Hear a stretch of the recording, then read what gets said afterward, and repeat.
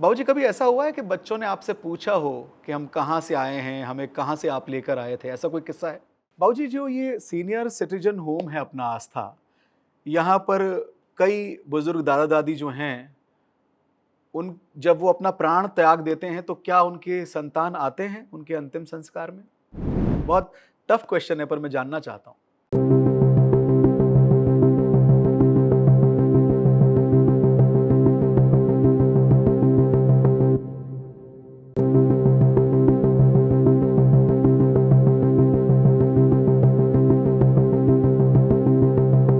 नमस्कार साथियों, मैं हूं रेक्स आपके साथ हाजिर हूं जोधपुर पॉडकास्ट का 5वां एपिसोड लेकर। आज मैं नवजीवन संस्था के मुखिया या फिर यूं कहें इस परिवार के वो व्यक्तित्व जो हम सबको सेवा का भाव सिखा रहे हैं, और अगर आप इन्हें सेवा का पर्यायवाची शब्द कहें तो भी कोई अतिशयोक्ति नहीं होगी। आज मैं नवजीवन संस्थान में हूं और आज जोधपुर पॉडकास्ट के हमारे खास मेहमान हैं राजेंद्र परिहार सर, जो कि इस संस्था के मुखिया भी हैं और हम सबके मार्गदर्शक भी। जोधपुर पॉडकास्ट का ये एपिसोड जिसे सहयोग किया है सुरेश राठी ग्रुप ने। सबसे पहले बाबूजी आपका बहुत बहुत आभार आपके वैल्यूएबल टाइम के लिए। बाबूजी, नवजीवन संस्थान को जो जानते हैं वो तो जानते ही हैं, पर जो हमारे नए दर्शक हिंदुस्तान भर में या दुनिया भर में देख रहे हैं, उनको थोड़ा आप संक्षिप्त में बताएं नवजीवन संस्थान के शाखाओं के बारे में, इसकी कार्यप्रणाली के बारे में। नवजीवन संस्थान की स्थापना 1989 में जोधपुर में हुई और आज उसकी शाखाएं लव कुश बाल विकास केंद्र, गायत्री बालिका गृह, सीनियर सिटीजन होम, लव कुश नेकी की दीवार, लव कुश मदर मिल्क बैंक और लव कुश पूर्ण आश्रित बालिका गृह चल रहा है। और इन 5 शाखाओं में क्या क्या कार्य होते हैं, कैसे लोग जुड़ सकते हैं सेवा के इस कार्य से? लव कुश बाल विकास केंद्र में जो असहाय घर से फेंके हुए बच्चे जो हमें कचरा पेटी में, रेलवे साइडिंग में, गंदे नाले में या हमारे पालने में आते हैं, वो बच्चे हमारे पास रहते हैं। उन बच्चों को जितना जल्दी हो सके स्वस्थ करके और उनको, जिनके बच्चे नहीं होते हैं, ऐसे माँ बाप को गोद दिए जाते हैं। दूसरा, जो बच्चे गोद नहीं जाते हैं वो यहीं रहते हैं, और जो सिंगल पेरेंट्स के जो बच्चे हैं वो गायत्री बालिका गृह में रहते हैं और अपने यहाँ से ही स्कूल जाते हैं। सभी बच्चे कॉन्वेंट स्कूल में पढ़ते हैं। सबके रहने के लिए बड़ी अच्छी जगह बना रखी है हमने। 4 हॉल बना रखे हैं, एयर कंडीशन, बच्चों का स्टडी रूम है, कंप्यूटर रूम है, स्विमिंग पूल है, फिजियोथेरेपी सेंटर है, लाइब्रेरी है। सभी बच्चों को सारी सुविधाएं प्रदान की जाती है। हमारे यहाँ से बच्चियाँ nursing, LLB, BA, BSc, BCom, MCom ये सभी कर चुकी है। और आज तक हमने जो बच्चियां बड़ी हो जाती है, जिनकी पढ़ाई पूरी हो जाती है, उनको शादी करके उनका पुनर्वास कर देते हैं। आज 27 बच्चियों की हमने शादी कर दी है और शादी के बाद में भी उससे रिलेशन मेंटेन रखने के लिए उसकी पहली डिलीवरी भी संस्थान में ही कराते हैं। उसके बाद में तीसरा यूनिट हमने शुरू किया सीनियर सिटीजन होम।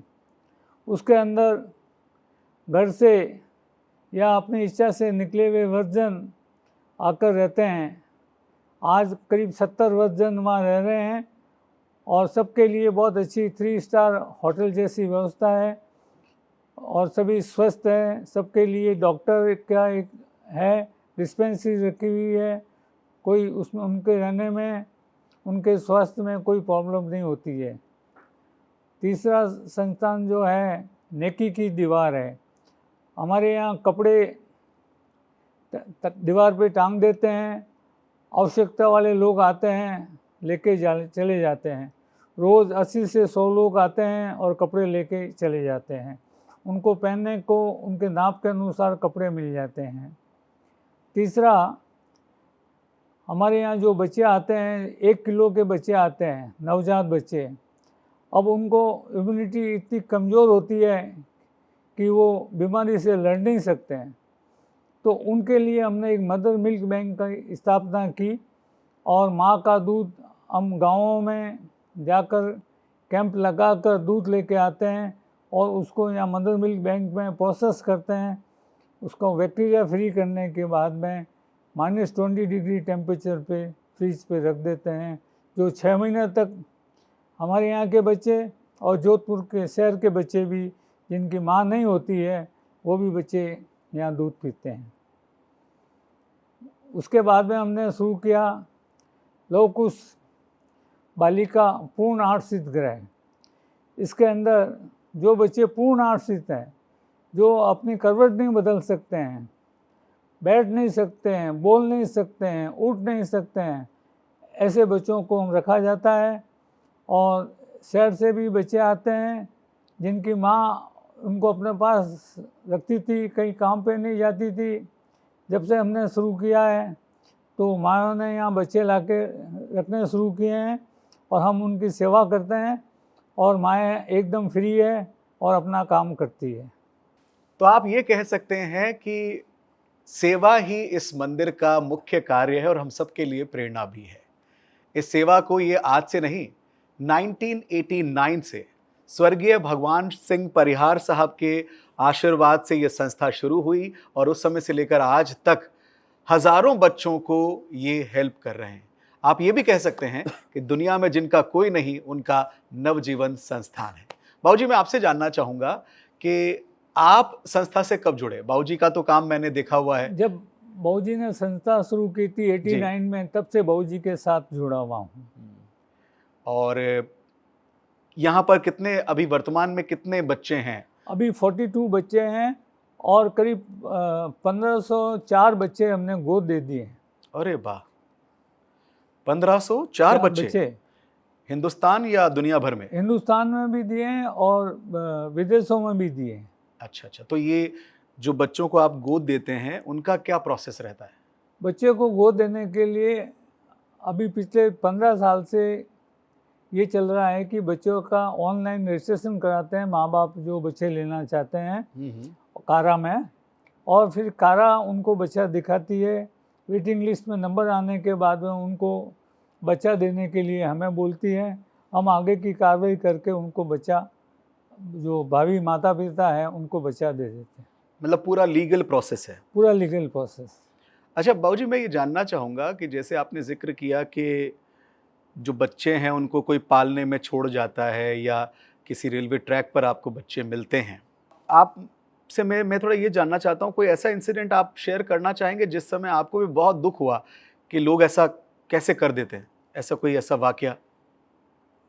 एक बार मैं घर पे था, एक टेलीफोन आया कि शास्त्री नगर में एक डस्टबिन के अंदर एक आवाज़ आ रही है, एक बच्चा है और आप उसको लेके जाइए। मैं वहाँ गया तो देखा कई लोग आसपास खड़े थे, तो मैंने जैसे ही उसको हाथ से उठाया तो मैंने कहा आपने बहुत लेट कर दिया, ये बच्चा तो चला गया। इस बच्चे की ज़िंदगी, आप अगर उसको कहीं हॉस्पिटल ले जाते तो बच जाती, या मैं मेरे साथ ले जाता तो बच जाती। आज ये बच्चा चला गया। तो उसको जब मैंने देखा तो मुझे भी बहुत दुख हुआ कि क्यों लोगों में ऐसा एडवर्टाइज किया कि आप पालने में बच्चे को डालें, कचरे के डस्टबिन में नहीं डालें, रेलवे साइडिंग में नहीं डालें, ताकि बच्चे की केयर हो सके। आप बच्चे को रखना नहीं चाहते हैं, हम रखने को तैयार हैं। और बाबूजी यही कहते हैं कि अगर आप बच्चे को नहीं रखना चाहते हैं तो यहाँ एक पालना बना हुआ है, वहाँ पर आप बच्चे को छोड़ दीजिए। और मैं तो कहता हूँ क्यों छोड़ दीजिए, पहला सवाल तो यही आता है। जब वो आपका ही अंश है तो आप किस तरह से ऐसे काम कर सकते हैं? समाज को कहीं ना कहीं इन विषयों पर बात करनी चाहिए, सोचना चाहिए कि ऐसा आप ना करें। किसी ज़िंदगी को, किसी जीवन को आप इस तरह भरी मझधार में छोड़कर जब चले जाते हैं, उसे क्या क्या यातनाएं, क्या क्या परेशानियां झेलनी पड़ती है, आप सोच भी नहीं सकते। ये तो भला हो नवजीवन संस्थान या बाबूजी जैसे लोगों का जो ऐसे अनाथ बच्चों का भविष्य बना रहे हैं। बाबूजी, यहाँ जो बच्चे रहते हैं उनकी पढ़ाई यहीं होती है या वो स्कूल जाते हैं? हमारे यहाँ रहने वाले बच्चे सब कॉन्वेंट स्कूल में पढ़ते हैं अरे वाह। और बहुत अच्छी पढ़ाई होती है उनकी। उनको हमारे यहाँ की बस लेके जाती है, लेके आती है। बच्चे एयर कंडीशन रूम में ही ट्यूशन करने आते हैं, उसी में सोते हैं। बच्चों को बहुत अच्छा ध्यान से रखा जाता है। उनको बच्चों को ये महसूस नहीं होते हैं, देना चाहते हैं कि ये एक अनाथ आश्रम है। जी जी जी। और बच्चों की यहाँ पर खाने की, पढ़ने की, स्वास्थ्य की तमाम सुविधाएं हैं। हाँ, यहाँ डॉक्टर रोज़ 3 घंटे डॉक्टर रहता है, नर्सिंग स्टाफ रहता है। बच्चे में थोड़ा बहुत भी स्वास्थ्य की प्रॉब्लम हो तो वो ठीक देख लेते हैं। और बच्चों को पढ़ने लिखने में कोई बच्चों को कोई तकलीफ़ नहीं है। कोई चीज़ की आवश्यकता होते भी उन्हें पूर्ण की जाती है। उनको यही कहा जाता है कि आप पढ़ाई करो, आपका भविष्य अच्छा होगा। आपके माँ बाप ने किसी कारण से यहाँ पालने में डाल दिया हो, लेकिन आपको अच्छा बनने का है ताकि आप देश के भावी अच्छे नागरिक बन सकें। बहुत खूब। अगर आपके साथ ऐसा हुआ है तो उससे निराश ना होकर खुद पर विश्वास करके आगे बढ़ना है। इसी तरह बाबूजी और ये पूर्ण संस्था जो है बच्चों को मोटिवेट करती है। बाबूजी, अभी आपने जिक्र किया मदर मिल्क बैंक के बारे में। तो ये जो बैंक है ये कितने बजे से कितने बजे तक कार्य करता है और कैसे इसके बारे में जानकारी ली जाए, कहाँ पर इसके बारे में कंसल्ट किया जाए? जगह जगह हमने पोस्टर भी लगा रखे हैं मिल्क बैंक को एडवर्टाइज करने के लिए, ताकि किसी के पास दूध है तो हमें टेलीफोन करें और हमारा स्टाफ जाता है वहाँ से उनको दूध कलेक्ट करके यहाँ ले आता है। और कोई समूह में ज़्यादा औरतें होती है तो हम जाके वहाँ कैंप कर देते हैं, वहाँ से दूध लेके और फिर यहाँ लाके पैस्चराइज करके उसको रख दिया जाता है। यहाँ का कोई समय नहीं होता? यहाँ का समय सुबह 9 बजे से लेके शाम को 7 बजे तक है, जब आप यहाँ आके दूध दे सकते हैं। उसके अलावा भी अगर इमरजेंसी में कोई प्रॉब्लम होती है तो हमारे एक स्टाफ यहाँ रहता है, तो वो जाके दूध कलेक्ट कर लेते हैं। वो कौन सा नंबर है, आप हमारे व्यूवर को बता सकते हैं जहाँ पे कॉल करके इसकी जानकारी दी जा सके? वो नंबर है 9829021745। तो अगर आप भी अपना जो दूध है, मात्र दूध है, उसे डोनेट करना चाहें तो आप यहाँ के मिल्क बैंक में डोनेट कर सकते हैं और किसी को उसके जीवन में एक सहायता कर सकते हैं। मैं बात करूं सीनियर सिटीजन होम की, तो वहाँ जैसा कि आपने बताया कि 70 दादा दादी रहते हैं, वहाँ किस तरह की व्यवस्थाएं हैं उन सब के लिए? वहाँ सबके लिए रहने के लिए सबको डॉर्मेट्री भी बनी हुई है, रूम भी बने हैं और फ्लैट्स भी बने हुए हैं। तो आवश्यकता के अनुसार उनको अलॉट किया जाता है। और वहाँ पर एक डिस्पेंसरी भी है। वहाँ खाने पीने का इतना ध्यान रखते हैं कि रात को सोते वक्त सब वर्दों को 1 गिलास दूध दिया जाता है। और हमारे यहाँ वर्द सब कहते हैं यहाँ आने से हमारी लाइफ बढ़ गई है। हम तो सोचते थे कि घर से निकले जल्दी चले जाएंगे, लेकिन यहाँ खाना और सब चीज़ टाइम पे मिलने के कारण, सत्संग होने के कारण, कई लोगों से विचार आदान प्रदान होने के कारण हमारी लाइफ बहुत अच्छी हो गई। कभी ऐसा हुआ है बाबूजी कि कोई पुत्र या पुत्री वापस आए हों अपने माँ बाप को लेने सीनियर सिटीजन होम से? हमने आज तक 89 लोगों को काउंसलिंग करके वापस घर भेजा। अरे वाह। एक्चुअल में मेरे पिताजी स्वर्गीय श्री भगवान सिंह जी कहते थे कि ये वृद्धाश्रम नहीं है, यह एक पेड़ है जो रात को कोई पक्षी आ जाए तो उसको ठहरने दो और सुबह हुए उसकी इच्छा वापस जाने की है तो वापस भेज दो और नहीं तो उसका समय यहीं निकालने दो। वाह। इसी प्रिंसिपल से हम अभी लगे हुए रहते हैं कि घर में छोटी मोटी बातें होती रहती है, दोनों और काउंसलिंग करके कोशिश ये होती है कि वर्द को वापस घर मिल जाए, पोते को दादा मिल जाएगा, क्या बात है, को नाना मिल जाएगा, सबसे बड़ी बात है। बहुत ही नेक काम कर रही है नवजीवन संस्थान। ये लवकुश आश्रम तो हाउसिंग बोर्ड के सेक्टर नंबर 16 में है। 16 में है और ये आस्था खेमे का कुआं, ये पाल रोड पर, खेमे के कुआं पर। और ये जो अभी आपने मुझे बताया कि संपूर्ण आश्रित बच्चों को भी आप रखते हैं, हाँ, वो यही हैं? वो बच्चे यहीं रहते हैं लवकुश शिशु गृह में। उनके लिए अलग बिल्डिंग बना रखी है, वो बच्चे अलग से रहते हैं। वो सारे बच्चे एयर कंडीशन हॉल में रहते हैं, 5 हॉल बने हुए हैं और डॉक्टर की व्यवस्था रहती है, वहाँ नर्स की व्यवस्था रहती है, एक एम्बुलेंस बाहर खड़ी रहती है कभी कोई प्रॉब्लम हो जाए तो सीधा हॉस्पिटल पहुंचा सकते हैं, अगर बियॉन्ड द डॉक्टर कोई प्रॉब्लम हो तो। और सभी लोगों के फिजियोथेरेपिस्ट रोज़ आते हैं, वो सबको एक्सरसाइज कराते हैं ताकि उनके हाथ पांव चलते रहें। ओके। और हम लोग अभी हाइड्रोथेरेपी भी स्टार्ट की है। अरे बहुत से बच्चे सीपी के आते हैं जिसके मसल्स बहुत वीक होते हैं, हड्डियां बहुत कमज़ोर होती है, तो उनको हाइड्रोथेरेपी से, हाइड्रो वाटर थेरेपी है, उससे ठीक हो जाते हैं। बहुत खूब। मतलब सेवा का ये जो अद्भुत मंदिर है, यहाँ आपको अपने परिवार के साथ ज़रूर आना चाहिए। कोई भी व्यक्ति यहाँ आ सकता है? कोई भी व्यक्ति सुबह 9 बजे से लेके शाम को 6 बजे तक यहाँ विजिट कर सकता है, यहाँ भी कर सकता है, और हमारा जो सीनियर सिटीजन होम है वहाँ भी कर सकता है। वो आके वक्त से भी मिले, हमारे बच्चों से भी मिले, बहुत अच्छा लगता है हमको। देखिए, इतना बड़ा नेक काम और इतनी बड़ी सेवा जो है, लोगों के सहयोग से भी कहीं न कहीं मोटिवेट होती होगी। तो मैं थोड़ा आपसे जानना चाहता हूँ, कौन-कौन से संस्थान हैं जो इस संस्था को सहयोग भी करते हैं? हम लोग गवर्नमेंट कोई सब्सिडी नहीं लेते हैं। जोधपुर की पब्लिक है, हमारी इतनी ट्रांसपेरेंसी है कि जोधपुर की पब्लिक है, वो हमें हेल्प करती रहती है, उसी के कारण पूरी संस्था चलती है। और कोई किसी संस्था से हम कोई ऐसा कोई हेल्प नहीं लेते हैं। क्यों कि हमारे पास इतने पैसे जोधपुर की जनता दे देती है, जितने हमारा खर्चा चल जाता है, तो आवश्यकता नहीं रहती है। अभी कितना स्टाफ है अगर पूरे संस्थान की मैं बात करूँ तो? अभी पूरे संस्थान में करीब 52 का स्टाफ है। अगर मैं इन आंकड़ों की बात करता हूँ, तो पहले मैं अगर लवकुश शिशु गृह की बात करता हूँ, तो यहाँ कितने बच्चे हैं? यहाँ 42 बच्चे हैं। और बालिका गृह में? बालिका गृह में 18। और वृद्धजन आश्रम में 70। 70। और पूर्ण रूप से आश्रित 17 बच्चे हैं। 17 बच्चे हैं। बहुत बड़ा परिवार है। सेवा के लिए कई लोगों की आवश्यकता भी पड़ती है। अगर आप भी इस संस्था को सहयोग करना चाहें, तो नीचे स्क्रीन पर आपको सारी डिटेल आ रही है, इस पर आप इनसे संपर्क कर सकते हैं, या फिर आप हाउसिंग बोर्ड के 16 सेक्टर में आकर बाबूजी से स्वयं मिल सकते हैं, संस्था देख सकते हैं, और जो आपसे संभव हो सके वो सहायता सहयोग आप कर सकते हैं। मैंने ये भी सुना है बाबूजी कि यहाँ पर जो बच्चे रहते हैं, उनके शादी का कार्यक्रम भी आप एकदम भव्य तरीके से ऑर्गेनाइज करते हैं। बिल्कुल सही बात है।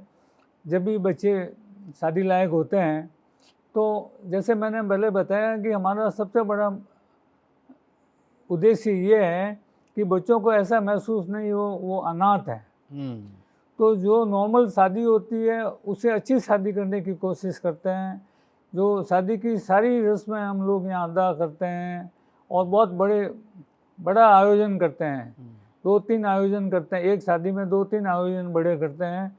और जोधपुर में शहर के अंदर सभी तरह के लोग यहाँ आके और उस शादी के समारोह में शामिल होते हैं, बच्चों को आशीर्वाद देते हैं। हमें बहुत अच्छा लगता है कि देखो सब लोग आते हैं, बच्चे भी अच्छा लगता है कि बच्चे सोचते हैं कि हमें देखने के लिए आए हैं, इसका मतलब है कि हम भी कोई एक चीज़ हैं, हम कुछ बने। राइट।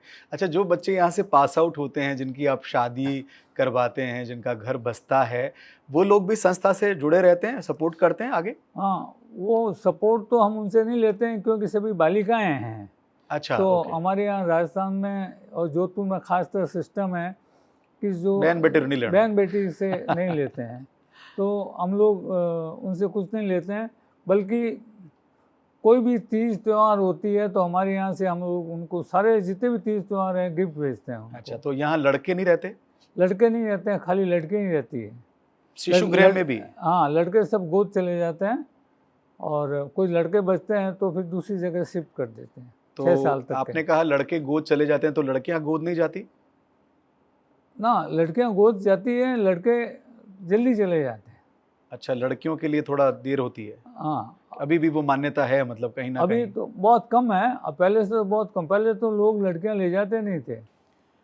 तो देखिए, ये भी एक विडंबना है कि इस संस्थान से जब बच्चों को गोद लेने के लिए लोग आते हैं, वहां पर भी प्रायोरिटी लड़कों की है। मेरा तो निवेदन यही है कि लड़का हो या लड़की हो, यहाँ जो बच्चे हैं वो ईश्वर का एक तोहफा है, उसे अच्छे मन से स्वीकार कीजिए। बाबूजी, मैं आपसे जानना चाहूँगा कि स्वर्गीय भगवान सिंह जी परिहार साहब ने 1989 में इस संस्था को शुरू किया था, तो कोई प्रेरणा थी कि मुझे इस संस्था को क्यों शुरू करना है? भाऊजी की बचपन से ये था कि कुछ न कुछ सेवा कार्य करते थे।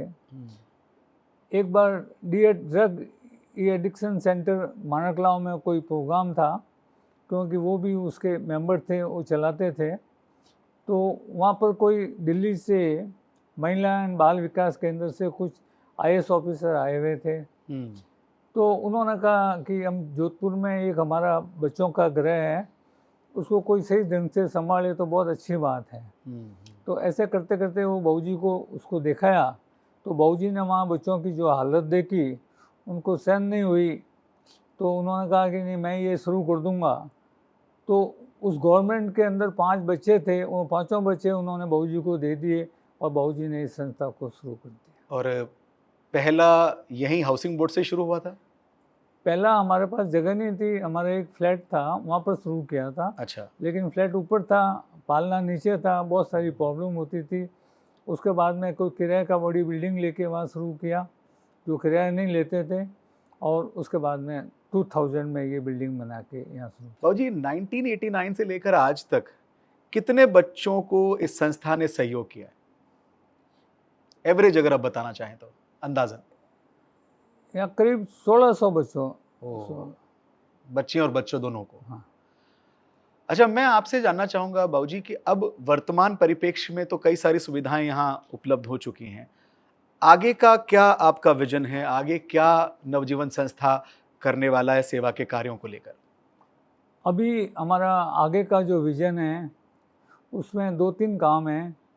एक तो हमारे यहाँ जोधपुर में केयर टेकर नहीं मिलते हैं। ओके। चाहे वर्क को संभालना हो, चाहे बच्चों को संभालना हो। तो हम एक ऐसा एक कोर्स शुरू करेंगे कि केयर टेकर का कोर्स शुरू करेंगे, ताकि घरों में जाकर वो उस बच्चों को और बुजुर्गों को संभाल सके। आज यहाँ मिलते नहीं हैं। पर कई संस्थानें हैं जो केयर टेकर्स प्रोवाइड कराती हैं। वो जोधपुर से नहीं, बाहर से हैं। अच्छा अच्छा। जोधपुर में उनको ट्रेनिंग देने वाला भी कोई नहीं है। तो ट्रेनिंग देंगे, थोड़ी नर्सिंग की ट्रेनिंग जैसी ट्रेनिंग होती है वो देने के बाद में वो लोग वहाँ जाएंगे। उसके अलावा हमारा ये विचार है कि जो ऐसी लेडी है जो विडो है या तलाकशुदा है, जिसको काम चाहिए, तो उनको हम कोई एक छोटे ऐसे प्रोजेक्ट बना के, ग्रुप बना के उनको काम पे लगाने का, स्किल डेवलपमेंट का कहीं ना कहीं आपका उद्देश्य है। अच्छा बाबूजी, संस्था को तो आप पूरा समय देते हैं, आपके परिवार के सदस्य कभी आपसे शिकायत नहीं करते कि हमको कब समय देंगे आप? परिवार वालों को सबको पता है कि वो भी एक परिवार है जो हमारे बाबूजी ने शुरू किया है, उसको भी संभालना पड़ेगा। और मेरी जो धर्मपत्नी है वो मेरा घर भी संभालती है और यहाँ भी दिन को आके ये संभालती है। और आपको भी? हाँ। और हमारे जो बच्चे हैं, मेरे जो ग्रैंडसन हैं, वो भी अभी से ऐसे सेवा भाव में लगे रहते हैं। तो आगे से आगे दर पीढ़ी दर ये सिस्टम चलता है। तो आपके कितने बच्चे हैं? एक लड़का और 2 लड़के हैं। क्या करते हैं वो? लड़कियाँ बाहर है और लड़का यही है, मेरे साथ फैक्ट्री में इंजीनियर है। अरे वाह। तो बाबूजी की फैक्ट्री भी है, वो काम भी चलता है, पर आप अपने जीवन के प्रत्येक दिन के 7 से 8 घंटे जो हैं वो संस्था को देते हैं, सेवा के काम को देते हैं। नमस्कार, मैं शोभा परियार, नवजीवन संस्थान की ट्रस्टी। जब से इस संस्थान की स्थापना हमारे पूजनीय ससुर जी श्रीमान भगवान सिंह जी परियार ने की है, तब से मैं इस संस्थान के साथ जुड़ी हुई हूँ और उन्हीं की प्रेरणा से सेवा के लिए तत्पर रहती हूँ और कई प्रकार की सेवाएं मैंने दी है संस्था को। जैसे कि जब हमारी संस्था से बच्चा कोई गोद जाता है तो उनके भावी माता पिता को मैं उस बच्चे के बारे में संपूर्ण जानकारी देती हूँ और उन्हीं माता पिता को उसके लालन पालन के बारे में विचार परामर्श करती हूँ। थोड़ा उनसे अपना आइडिया उनको देती हूँ, थोड़ा उन्हें समझाती हूँ, थोड़ा वो जो जानते हैं वो सब ज्ञान लेती हूँ। इस तरह से विचार परामर्श चलता है। जब हमारे संस्था की बालिकाएं बड़ी हो जाती हैं तो उनके लिए शादी करना ही हम लोग उचित समझते हैं और उनके लिए योग्य वर ढूंढने का कार्य करते हैं। और जब हमको उनका वर मिल जाता है तो चॉइसेस होती हैं लड़कियों के पास में कि किसको वो चाहेंगी, किसके साथ शादी करना चाहेंगी, तो वो अपना चयन कर लेती है कि हम इनके साथ शादी करेंगे। तो जैसे उनकी चॉइस होती है उस हिसाब से उसके साथ उनकी शादी कर देते हैं, और जब शादी से पहले उस बच्ची को हम किस तरह ससुराल में रहना, कैसे अपना कर्तव्य का पालन करना, परिवार में कैसे एडजस्ट होना और अपना उत्तरदायित्व कैसे निभाना, ये सब चीज़ें सिखाते हैं। और परिवार के सभी कार्य हम उनको सिखाते हैं। और जब उनके शादी के बाद जब प्रथम प्रसव होता है, उस समय उन बच्चियों को हम हमारे यहाँ लाते हैं और उनकी पहला प्रसव हमारे यहाँ ही होता है। पहले तो मैं अपने घर में ही लाती थी, लेकिन अब संस्थान में व्यवस्था कर दी गई है कि प्रसव संस्थान में ही कराया जाता है। आफ्टर हॉस्पिटल बच्चियाँ वहीं आती हैं, पहले भी आ जाती हैं कुछ जो बाहर रहती हैं, और कुछ जो यहाँ रहती हैं वो डिलीवरी के बाद आ जाती हैं कि उनकी सब देखभाल, उनको बच्चों को कैसे केयर करना, बच्चों को कैसे उनका बच्चों का लालन पालन कैसे करना, ये सब हम उस बच्ची को वहीं सिखाते हैं। आस्था में भी जो बुजुर्ग हैं उनके साथ बैठना, बातें करना, उनकी समस्याएं सुनना, उनकी समस्याओं का समाधान करना और उनके साथ समय बिताना, जो कि उनको बुढ़ापे में उनको समय ही चाहिए होता है, और तो क्या चाहिए उन्हें, तो वो सब भी कार्य हम करते हैं। और मदर्स मिल्क बैंक के तहत मैं और मेरे सहयोगी और सब लोग, हम लोग मिलके कैंप्स लगाते हैं, दात्री माताओं से दूध इकट्ठा करते हैं और उन नवजात शिशुओं को पहुंचाते हैं जिनको माँ का दूध नसीब नहीं होता।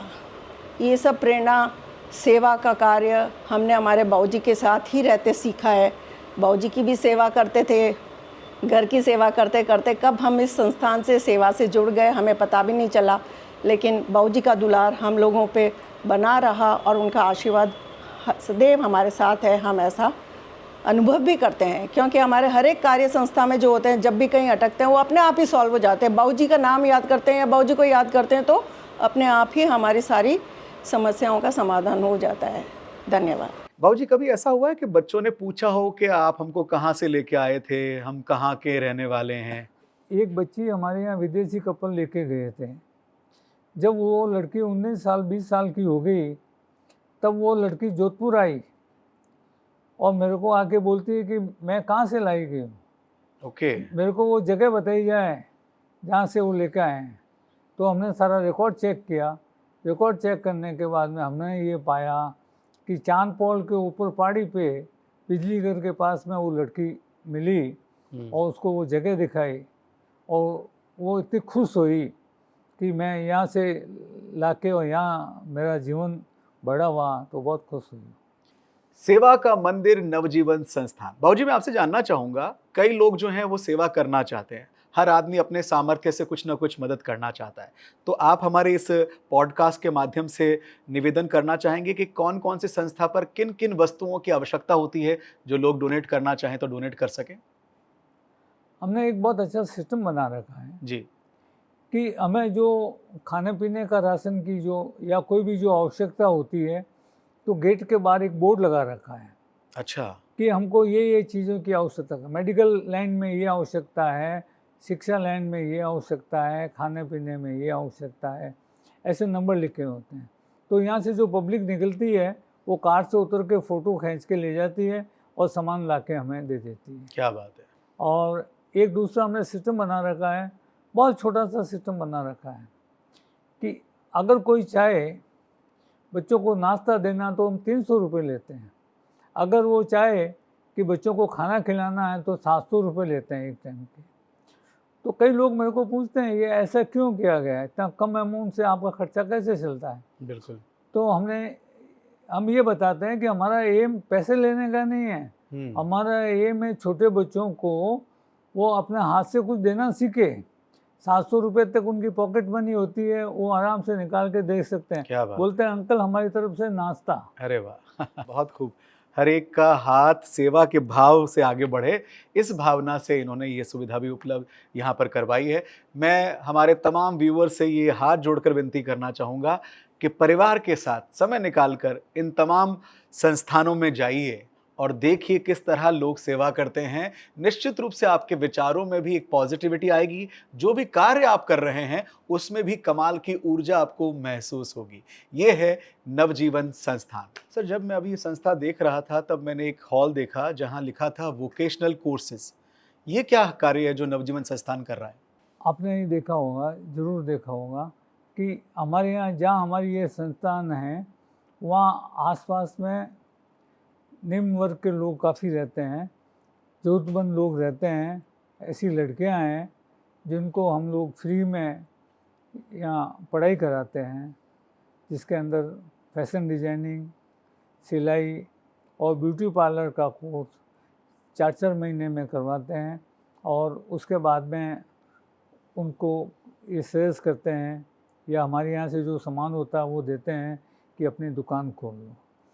हम ये सोचते हैं जैसे सिलाई सिखाने का हो तो हम पहले उससे पूछते हैं कि आप कौन से एरिया में रहती हो, उस एरिया में ज़्यादा किस तरह के लोग रहते हैं, तो कैसे कपड़े पहनते हैं, तो उनको वो कपड़े सिलाना सिखाते हैं ताकि वो अपने एरिया में एक दुकान लगा के बैठ के अपने कपड़े सिलाई कर सकें। और ये वोकेशनल कोर्सेज निःशुल्क होते हैं?